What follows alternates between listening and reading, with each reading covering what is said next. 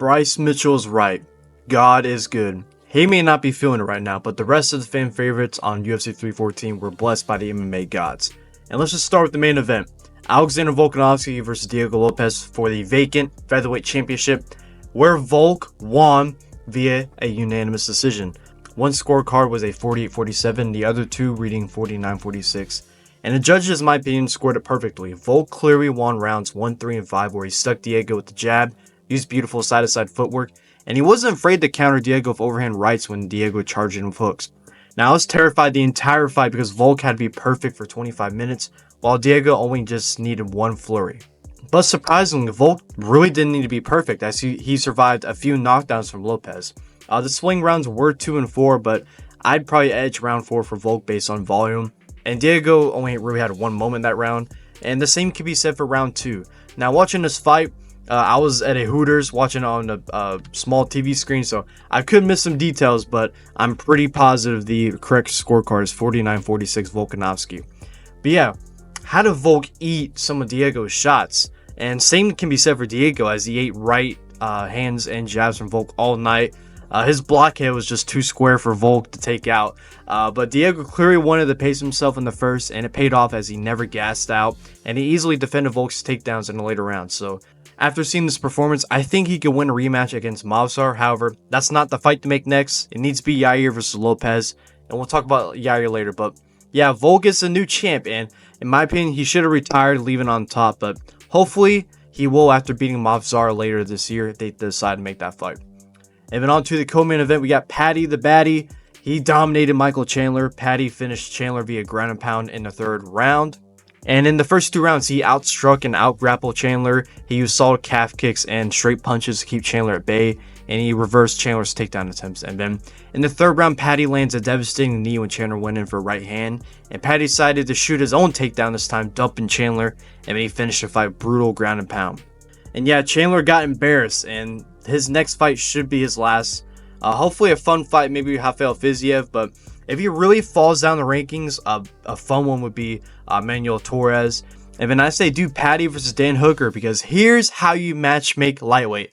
Islam versus Arman for the belt, Oliveira versus Holloway for the BMF belt, Gaethje versus Topuria, and then make Dustin go to 170 and fight Colby Covington in Louisiana in a 5-round main event. And then do Dan Hooker versus Paddy Pimblett. You're welcome, Dana White.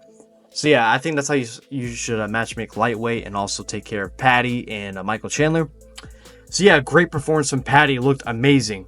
And then on to the feature fight of this card. Yair outpointed Patricio Pitbull, making his UFC debut. And I was never high on this older version of Pitbull, as it seems like he never has urgency and always lets the fight slip away from him.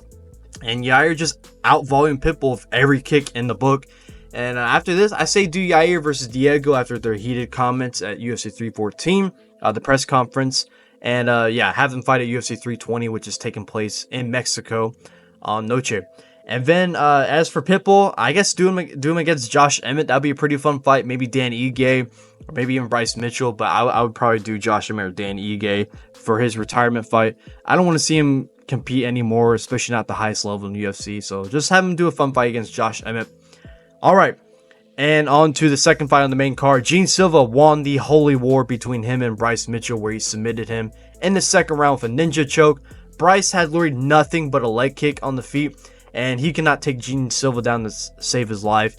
And after getting stung with some shots, Bryce shot a desperation takedown, and Silva took advantage and he locked up a choke, making Bryce go out cold. The aura, the emotes, the barking, it was all too much for Bryce, and Jean Silva is officially in the UFC rankings.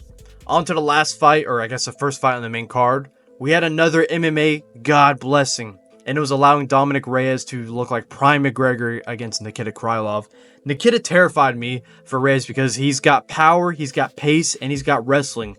All bad news for Reyes' chin, but Krylov came in for a combination, allowing Reyes to step back with a perfect counter left hand, sleeping Krylov before he hit the canvas. Now, we all, saw Reyes' rise where he had, power, but he was like taking out old guys like OSP and Chris Weidman, but he's got power. We can officially confirm it. It's not just against old heads. He's taking out high-level guys now with finishes, and it's so good to see Reyes. It's so good to see him do well after his robbery lost to John Jones. Good. MMA gods, they're good. They're good right now. They haven't been good. They let Robbie Lawler off the hook with his retirement fight, but they're coming back. They allowed Reyes and Volk to win. Like, holy cow, those two winning, I thought was not a likely outcome. Them both winning on the same card, but God is good, man, as Bryce Mitchell would say. That was the main card recap for UFC 314. Make sure to like, subscribe if you enjoyed the video. But hey, I'm just a kid, and this is my opinion.